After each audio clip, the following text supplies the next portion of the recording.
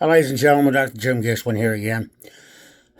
Well, this whole thing is Trump derangement syndrome, and they're really suckered in. It's like a cult. And unfortunately, my mother's part of that cult. We have a deal. I call up, and of course, she's in a very blue state, and I'm in a very red state here in Florida. Anyway, I call up and she says, I can't speak to someone who sits there and supports this man. Well, I remember back when liberals and conservatives could talk. And all I kept saying was, I'm not talking politics with you. I'm not talking politics with you. Finally, I just hung up. Anyway, you got to love your mom. It's like love the sinner, hate the sin. And the sin is the cult they're in. The Democratic Party's been taken over by the radical left, Marxists. Okay, they want an open border. They don't like you at all. They don't like Americans. They don't like patriotism. That's out the window. Okay? You'd probably be stoned to death in places like New Mexico or Massachusetts for singing the national anthem out on the street. And I'm sorry to say that. This stupid No King's Day, my God, they even celebrated that in England. He's not a king, people. He can't run again. So why you still got that Trump derangement syndrome if he can't run again? Start getting advanced derangement syndrome or something. And I'm sure it'll be something like that. You're just a cult of hate. Democratic Party's become a cult of hate. I know there's some that don't. I feel sorry for you. Your party's been taken over. Okay? Now, there's only 3 times in our history that we almost had a dictator. In fact, Lincoln was the worst of them. He sat there and abolished habeas corpus. He was arresting people for having sympathies to the South. All right? And no trials. And military trials were the order of the day. And then you had Wilson, who hated the Constitution and was a very bad racist. He started the progressive movement, basically, back then, until his other group came from Hamburg, Germany, and got refuge in Princeton, and gave us all this other stuff, DEI and whatever.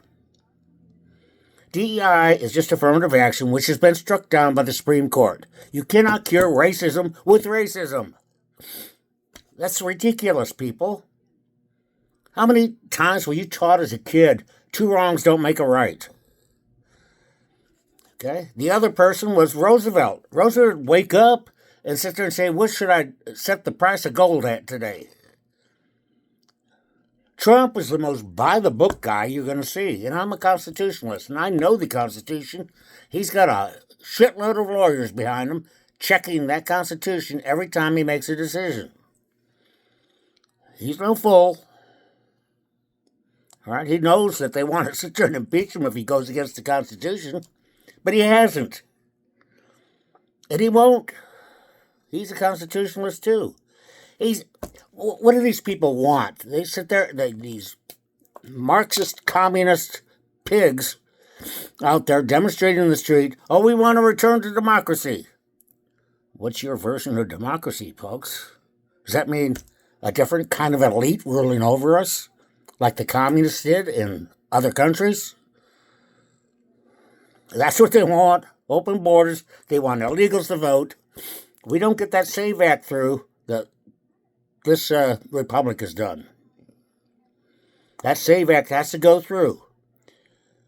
Okay? If the SAVE Act doesn't go through, they want a perpetual Democrat-run government, socialist, forever and ever. And they're going to pack the Supreme Court, and they'll sit there and admit D.C. and Puerto Rico to do it. And they will bust the filibuster. So why don't we do it now? If we don't, they will. And they'll get all their crazy stuff in. So let's get our common sense stuff in first. Doesn't that make sense, people? Now, we're almost finished in Iran. We got about 3,000 more missiles to blow up somewhere. And every time they launch one, someone's got it pinpointed, and they go out and take that launcher out. It takes time. And we have to sit there and redeem that 100 pounds of fissionable level 6 nuclear-grade material, weapons-grade material, out of that country. It can't be sitting there, buried or otherwise. I'm sure we can get it, even though that's a mountain of granite. They call it Pickaxe Mountain. But we have to retrieve it.